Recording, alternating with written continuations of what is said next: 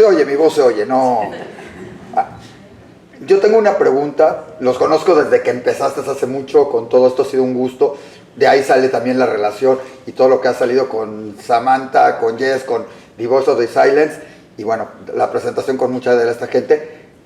Este documental lo has presentado en diferentes lugares, ¿sí? Yo te quiero preguntar cuál ha sido la reacción de la gente y si ha habido algo que te sorprenda o de gente que no conocía que diga, no es posible, sí es posible, o sea, algunas anécdotas, comentarios de lo que ha sucedido cuando has presentado el documental y lo que ha dejado, ¿no? A ver, tengo dos anécdotas súper marcadas. La primera en Ecuador, el cónsul honorario de Ecuador, Johnny Chaninsky, es dueño de una cadena grandísima de cine y realmente nos abrió todas las salas de cine para que toda la gente pueda verla de manera gratuita al cine. Y fue una gran cantidad de gente en varias ciudades del Ecuador. Y me llamó la atención porque mucha gente desconoce, o sea, mucha gente pensaba que las películas como Lista de Schindler, etcétera, etcétera, o esta serie de películas que existen es simplemente una película de entretenimiento o una película triste. Eso me llamó mucho la atención, que la gente piensa que esto no es un hecho real. Primero, es ficción, correcto. Segundo, me llamó mucho la atención, en Estados Unidos presentamos en Texas este documental solamente con los subtítulos. Creo que para nosotros es mucho más habitual ver un documental con subtítulos que para la gente americana ver un documental o una película con subtítulos en español o desde el diálogo en español. Y me sorprendió porque mucha gente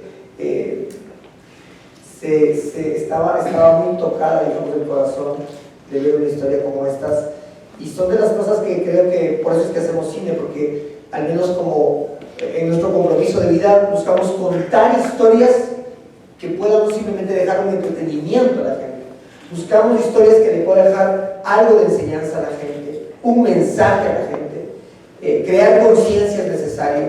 Lo pasamos también en una escuela en Ecuador, y muchos jóvenes que ahora están conectados con las redes sociales, con TikTok y demás, apenas empezaban a entender que esto pudiera haber sido real. Una de las preguntas de uno de los chicos que me llamó la atención me decía, ese señor malo, ese militar, no me acuerdo cómo se llama, me decía, ese señor militar, ese malo, ¿por qué tenía tanto odio por los judíos? Y lograrlo explicar en una respuesta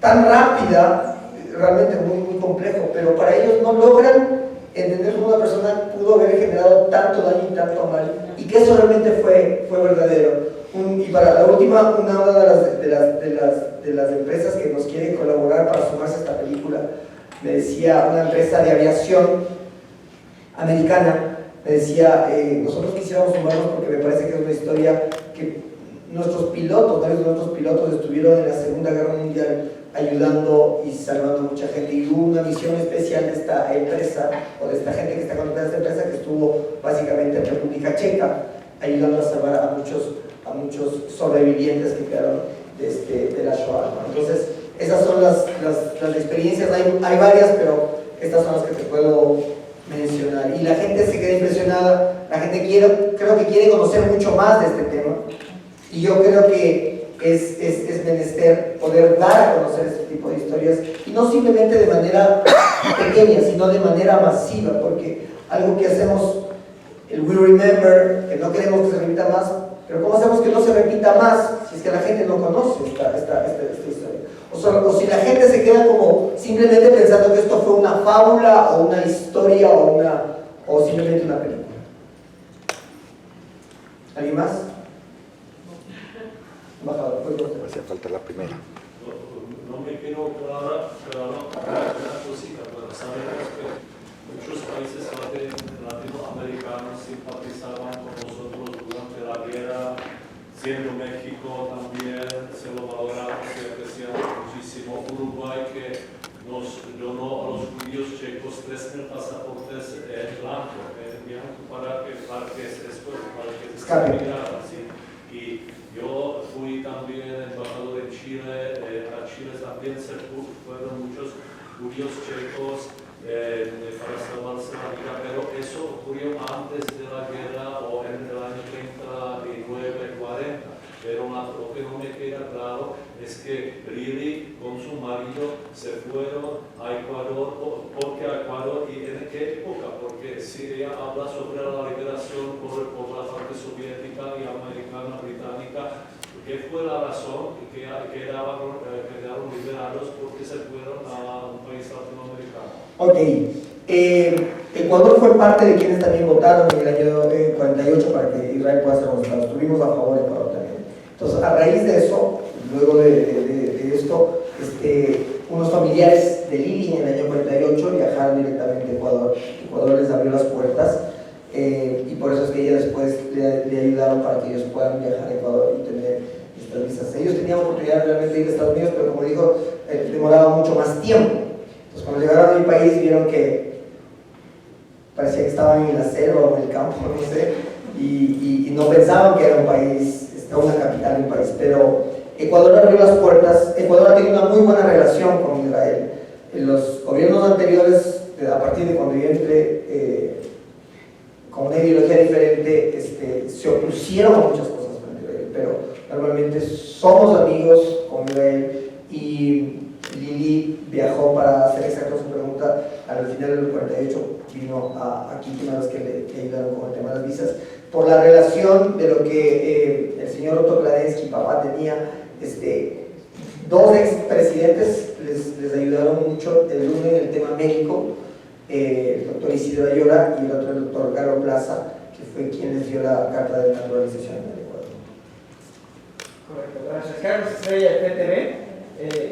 Bueno, yo tengo información de que llevas como entre 4 y 5 años tratando de acabar y llevar a cabo esta película de este año. Yo, de hecho, estuviste con nosotros en el programa de Es Tiempo, con el pastor de Cusío, algo que no sé si te recuerdes. Y mi pregunta es, ¿por qué ha habido tanto obstáculo para terminar la película? Bueno, yo en el 2019 fue el primer que vine acá a México, donde fue la vez que estuvimos, y en enero del 2020 vino la pandemia. Entonces la pandemia nos detuvo muchísimas cosas, la verdad. Estábamos en un camino volando básicamente, y por eso es que decidimos cambiar por el documental hasta que pase todo esto, porque obviamente en varios países cambió muchas las cosas, y los cines, lo que queremos realmente es que la gente vaya a los cines y pueda ver y tener toda una campaña de educación, que no simplemente la gente vaya a ver una película y ya. Nosotros sí estamos preparando realmente en varios países una campaña de concientización, de educación, que la gente conozca del tema, generar foros. Entonces no quisimos hacerlo porque obviamente los cines estaban cerrados, venía la pandemia, otra vez se iba y entonces se fluctuaba mucho. Entonces por eso decidimos esperar. La parte económica también ha sido fundamental para poder dar inicio a esto, y ahora lo estamos retomando. ¿Hay fecha? No todavía, esperamos. Es un proyecto bastante complejo en el tema de producción armada. O sea, tenemos miles de extras que van a ser parte de esto. Son miles de vestuarios y no queremos hacer una película así como así. Queremos hacer una película que conlleve el tipo de trajes que se utilizaba en la época. La vajilla tiene que ser propia de un país como República Checa, la forma de hablar de aquel entonces. Es un tema que todavía lo seguimos preparando, y yo estoy seguro que próximamente les daremos la sorpresa de la fecha de inicio de la producción del rodaje. Gracias a usted. Yes. I'm going to speak in English. So I'm the friend from Singapore. My brother also. Thank you so much, Alex, that this particular documentary has English subtitles. And I really appreciate that. And thank you. I was totally moved by the story of Mama Lee. And I'm just very blessed to watch this here in Mexico City. Now the question is this: there are people in Asia who know about the Holocaust and who love Israel and would probably love to see a documentary like this. Do you have any plans to connect with Asians, and also whether you will show this in Asia? Yeah. When we travel for the whole world sharing this project, we had the opportunity to contact some people from everywhere. And actually here in Mexico, we found an organization, for example, from Korea, that they want to help us with the subtitles. The original language that we're gonna shoot these movies in English, and then we double in Spanish. This is gonna be the original two languages that we have Global Star, but also in a lot of subtitles in Chinese, we hope that because we believe that this project have to touch many people in the whole world. Thank you so much. Thank you. Nada más quería traducir un poco la pregunta, era que si planea llevar el documental a Asia, que ahí no se sabe, bueno, así no se difunde mucho el tema del holocausto, ¿no? Y ya pues Alex decía que incluso había tenido un contacto, ¿no? En Corea que quería apoyar con subtitulaje y también se piensa incluso hasta hacer en chino, ¿no? El subtitulaje para estrellar con eso. ¿Una más? Sí. ¿Sí? Es un comentario, otra pregunta. ¿En qué año es cuando empezaste el contacto con la Embajada de Israel para contraatacar esa fase antisemita? Yo había hecho la primera película en 2016 en Ecuador y esa película fue la más vista en Ecuador y por eso me contactó la embajada en 2017. Habíamos pasado todo el año y 2017 fue lo que llevó a escribir la llamada de la embajada y hasta ahora tenemos una relación muy estrecha con los embajadores, con la comunidad judía en Quito, en Ecuador. De ese mismo tema, nada más regresando, ¿cómo es hoy actualmente la relación de la comunidad judía de Israel con Ecuador? ¿Cómo lo ven? ¿Cómo ha servido este trabajo para cambiar ciertos perfiles y todo en la visión de Israel que tienen en muchos lugares y todo eso? Miren, les cuento una historia súper interesante que pasó.